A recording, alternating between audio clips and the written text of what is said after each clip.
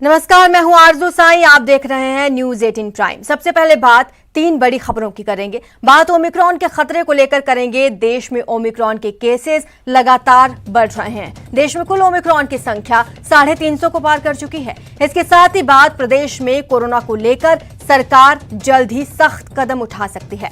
Night curfew को लेकर कड़े निर्णय लिए जा सकते हैं। और फिर बात होगी कानपुर का गुटखा कुबेर की। इन खबरों के साथ और भी अहम खबरों पर विस्तार से करेंगे बात, लेकिन सबसे पहले एक नजर प्राइम 25 पर।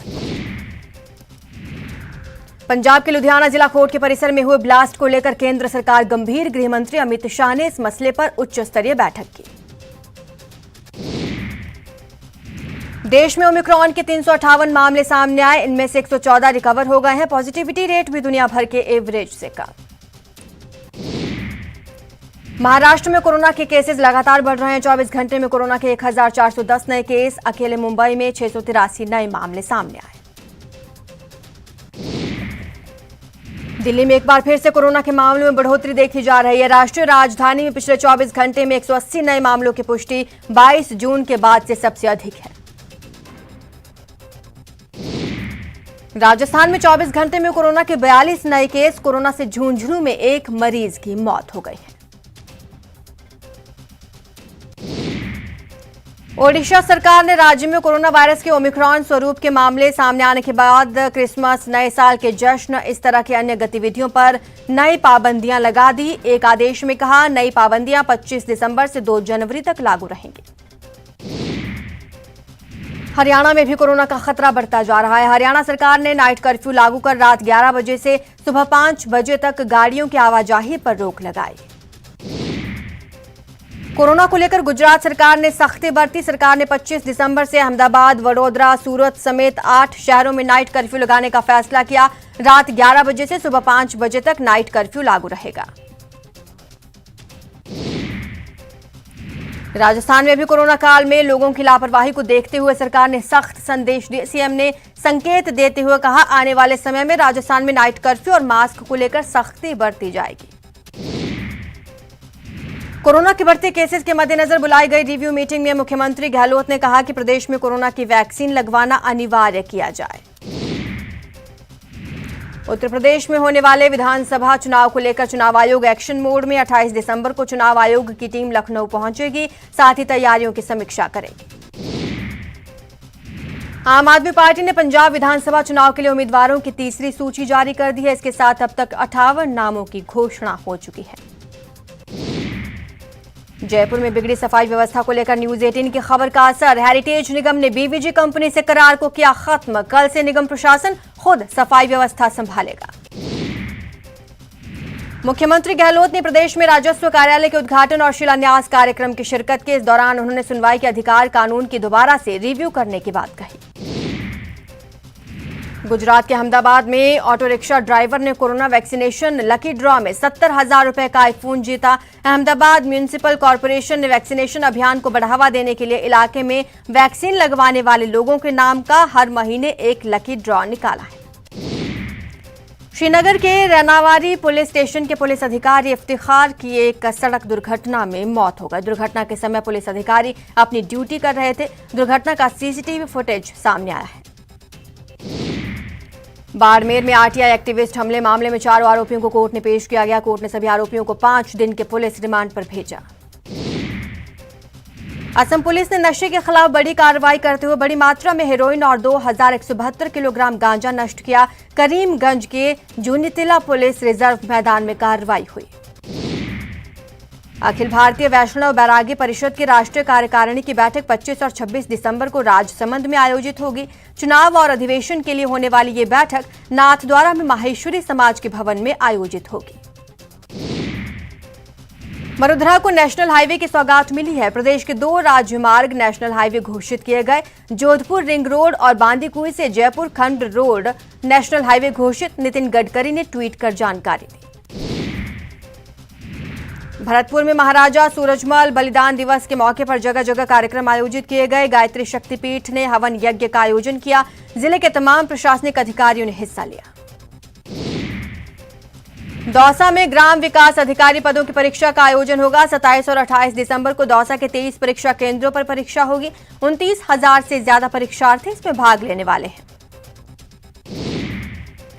जैसलमेर इन दिनों देशी पावनों से गुलजार है। ऐतिहासिक हवेलियों सहित सभी पर्यटन स्थलों पर रौनक लौट आई है। सोनार दुर्ग, बारी हवेली, जैन टेम्पल, बड़ा बाग, खाबा फोर्ट, घड़ीसर सरोवर देखकर देशी मेहमान लुत्फ उठा रहे हैं।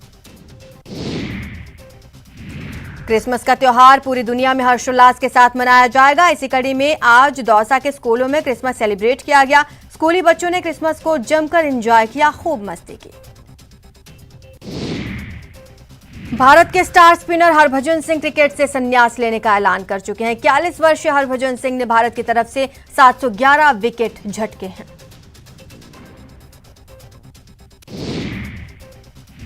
बड़ी खबर आपको बता दें, वडोदरा को 2 नेशनल हाईवे की सौगात मिल रही है। प्रदेश के 2 राजमार्ग नेशनल हाईवे घोषित कर दिए गए। जोधपुर रिंग रोड, केरू, करवार, डांगियावास, बांदीकुई से जयपुर खंड रोड नेशनल हाईवे घोषित कर दिया गया है। केंद्रीय सड़क परिवहन मंत्री ने यह घोषणा की है। नितिन गडकरी ने ट्वीट कर इस बात की जानकारी दी है। तो बड़ी सौगात राजस्थान को मिली है। 2 सड़कों को नेशनल हाईवे घोषित कर दिया गया है। जोधपुर रिंग रोड, केरू, कारवार, डांगियावास को नेशनल हाईवे घोषित किया गया। बांदीकुई से जयपुर खंड रोड नेशनल हाईवे घोषित। केंद्रीय सड़क परिवहन मंत्री नितिन गडकरी ने ट्वीट कर लिखा है, राजस्थान राज्य में जोधपुर रिंग रोड, केरू, करवार, डांगियावास और बांदीकुई से जयपुर खंड, दिल्ली वडोदरा एक्सप्रेसवे से निकली शाखा को राष्ट्रीय राजमार्ग घोषित किया गया है। तो केंद्रीय मंत्री ने ट्वीट कर इस बात की जानकारी दी। राजस्थान को 2 नेशनल हाईवे की सौगात मिली है। हमारे संवाददाता लवली हमारे साथ जुड़ चुके हैं। लवली, इससे कितना फायदा पहुंचने वाला है वहां के आसपास के लोगों को?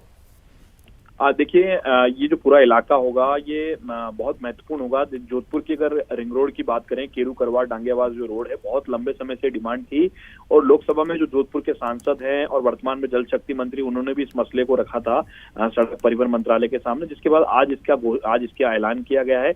हालांकि ये जो प्रोजेक्ट है, इस प्रोजेक्ट का कुछ पार्ट 2017 में शुरू हो गया था, लेकिन 1.5 साल बाद इसका काम रुक गया क्योंकि आधा अधूरा काम ये बीच में जो है वो मंजूर हुआ था। लेकिन अब जो है इस काम को रफ्तार मिल सकेगी और बहुत बड़ा इलाका है। केरू, करवार, डांगियावास के आसपास का जो ग्रामीण इलाका है, वहां पर करीब 1100 से 1200 ऐसे बड़े छोटे गांव और ढाणियां हैं जहां के लोगों को सीधे तौर पर इसका लाभ मिलने जा रहा है। 1150 करोड़ रुपए से ज्यादा की ये परियोजना जो है पहले से यहाँ पर चल रही है और दूसरे चरण में 26 किलोमीटर जो है वो अलाइनमेंट जो वहां पर आर्मी एरिया लगता है, उसकी वजह से इसको यहाँ पर काफी इलाके को बदला भी गया है। ठीक है, शुक्रिया लवली इस तमाम जानकारी के लिए। तो बड़ी खबर आपको बता रहे हैं, वडोदरा को 2 नेशनल हाईवे की सौगात मिली है। खुद केंद्रीय मंत्री ने इस बात की जानकारी ट्वीट के माध्यम से दी। जयपुर में न्यूज 18 की खबर का बड़ा असर हुआ है। बिगड़ी सफाई व्यवस्था पर कार्रवाई की गई। हेरिटेज निगम और बीवीजी में करार खत्म हो चुका है। नगर निगम को बीवीजी से मुक्ति मिल चुकी है। हेरिटेज निगम ने बीवीजी को टर्मिनेट कर दिया है। कल से निगम प्रशासन खुद व्यवस्था संभालेगा। डोर टू डोर कचरा कलेक्शन करती थी बीवीजी कंपनी। काफी समय से दोनों में तकरार देखने को मिल रही थी और इसी के चलते जयपुर में कई बार कूड़े के ढेर लग जाते थे। लेकिन अब बड़ी खबर आपको बता रहे हैं, न्यूज 18 राजस्थान की खबर का यहां पर बड़ा असर हुआ। बिगड़ी सफाई व्यवस्था में अब सुधार होगा क्योंकि बीवीजी से करार खत्म हो चुका है। टर्मिनेट कर दिया गया है बीवीजी कंपनी को। अब निगम प्रशासन खुद सफाई व्यवस्था संभालेगा।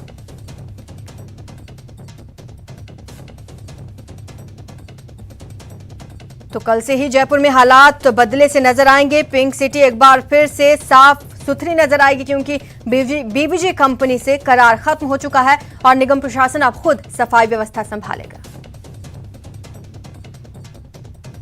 और अब बात कानपुर में हुई उस छापेमारी की जिससे बरामद की गई नकदी के बारे में जानकर आपके होश उड़ जाएंगे। 160 करोड़ रुपए से अधिक की नकदी बरामद की जा चुकी है और गिनती अब भी जारी है। आपको बता दें, ये छापेमारी पीयूष जैन नाम के एक कारोबारी के घर पर हुई जिनका नाम एक सियासी पार्टी से भी जोड़ा जा रहा है। देखिए नोटों की गड्डियां, नोट देखकर पसीने छूट जाएंगे। ये तस्वीरें धुंधली हैं, लेकिन नोट इतने अधिक हैं कि आंखें चौंधिया जाएं। इतने पैसे एक साथ देखकर होश उड़ जाए क्योंकि एक आम आदमी जितने पैसे सपने में भी नहीं सोच सकता।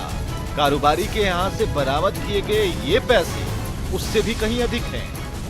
तो 60 करोड़ रुपए की बात सामने आई, क्योंकि इत्र व्यापारी का कहीं ना कहीं कनेक्शन अब गुटखा व्यापारी शिखर से निकला, जिसके बाद से उनके यहाँ भी ये छापेमारी की कार्रवाई चल रही है। और अगर देखा जाए राइट हैंड साइड पे भी पुलिस के जवान कैसे मुस्तैद हैं, और इसके अलावा यहाँ पूरी टीम का डिप्लॉयमेंट किया गया है।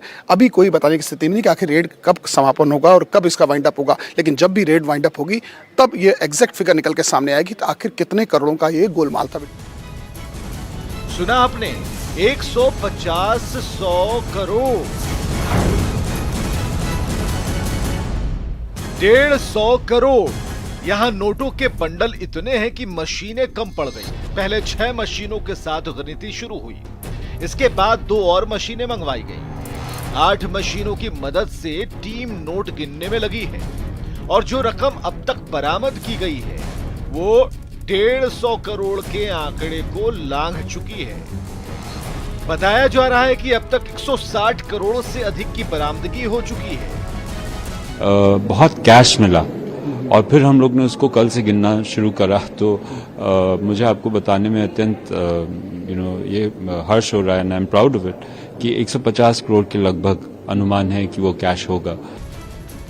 बुधवार को जीएसटी इंटेलिजेंस की अहमदाबाद इकाई ने कानपुर के त्रिमूर्ति फ्रेग्रेंस प्राइवेट लिमिटेड यानी कि शिखर पान मसाला के यहाँ जीएसटी और इनकम टैक्स की छापेमारी हुई थी। सूत्रों ने बताया कि इसी दौरान आईटी टीम को पीयूष जैन और सुपारी कारोबारी के अग्रवाल के द्वारा टैक्स चोरी की टिप मिली थी। इसके बाद गुरुवार को पीयूष जैन और के अग्रवाल के यहाँ आईटी ने छापेमारी कर दी।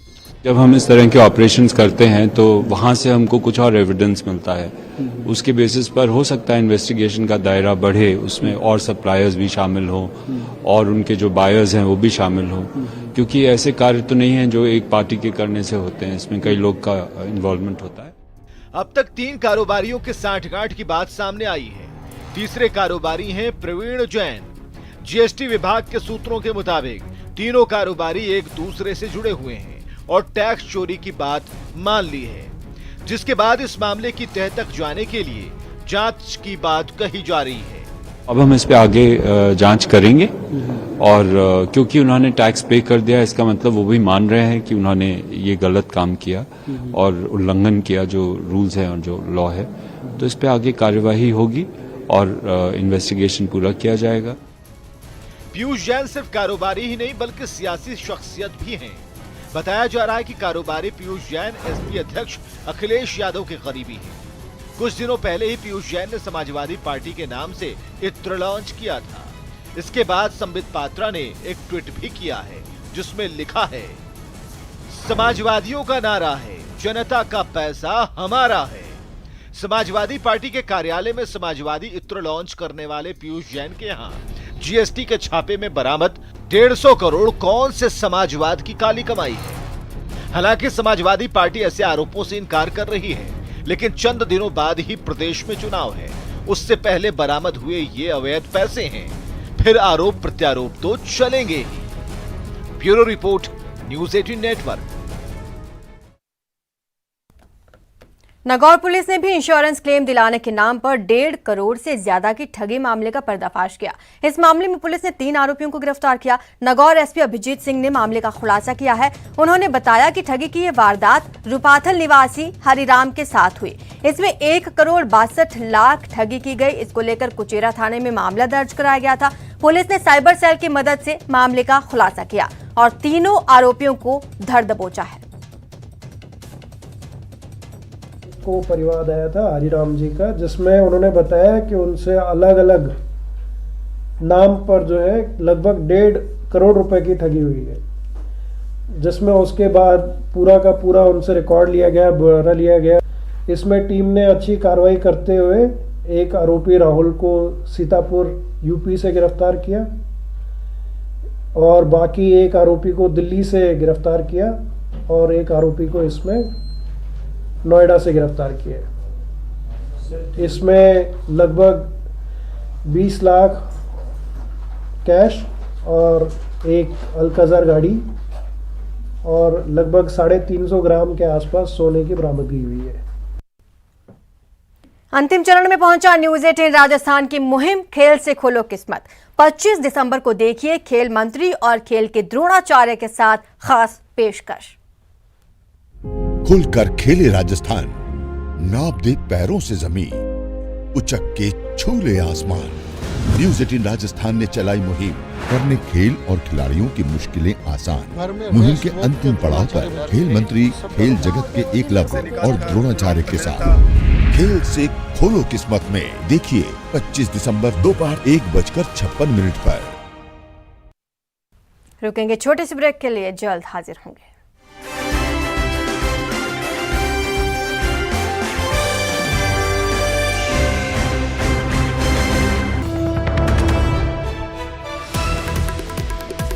और इसी बीच बड़ी खबर आपको बता दें कि सुदासरी में विमान क्रैश हुआ है। जैसलमेर से यह बड़ी खबर है, जहां पर MiG-21 विमान क्रैश हो गया है।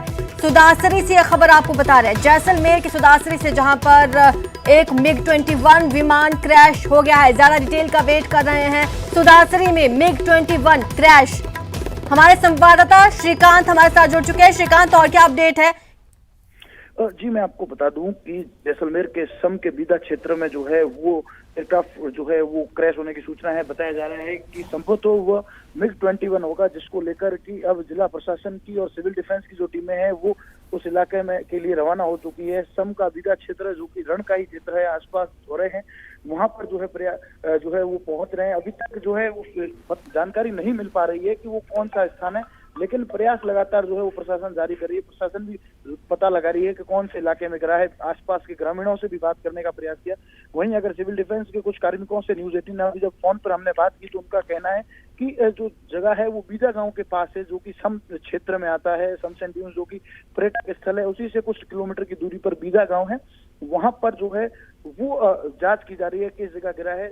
संभवतः जो है वो संभावना जा रही है कि ये फाइटर प्लेन MiG-21 हो सकता है, जिसको लेकर कि आसपास में धमाके की आवाज सुनाई दी, जिसके बाद ग्रामीणों ने जो है वो प्रशासन को सूचना दी है। लेकिन अब तक उसको लेकर ना तो कोई तस्वीरें सामने आई है, ना ही वहां की कोई जानकारी। जी, लेकिन कुछ ऐसी जानकारी है कि उसमें कौन सवार था? वायुसेना के अधिकारी थे, जवान थे, था कौन उसमें?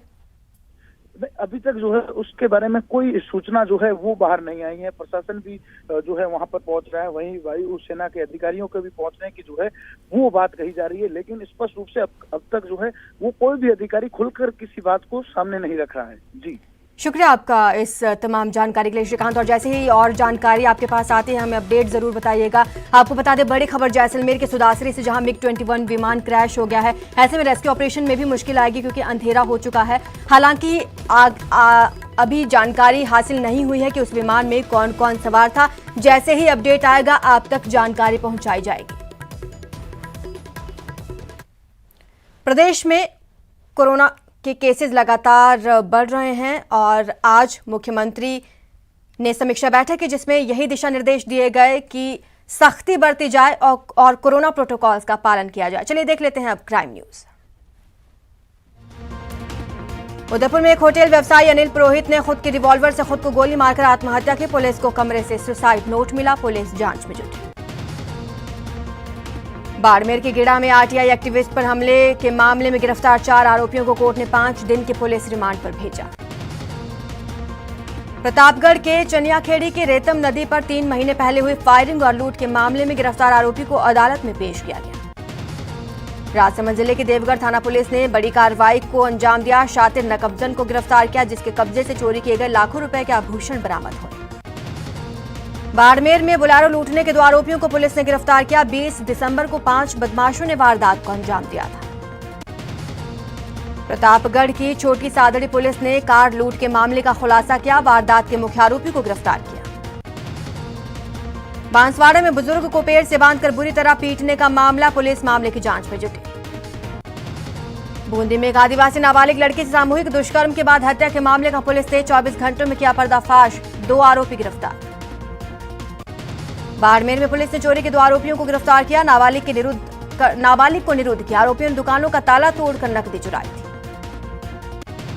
मेवात के ठगों ने जम्मू कश्मीर के एडीजी का फर्जी अकाउंट बनाकर लाखों की ठगी करने का मामला सामने आया है। जम्मू कश्मीर के साइबर थाना पुलिस ने बड़ी कार्रवाई की। अलवर पुलिस के सहयोग से जम्मू कश्मीर पुलिस ने 8 ठगों को गिरफ्तार किया। फिलहाल इतना ही। आप देखते रहिए न्यूज़ 18 राजस्थान।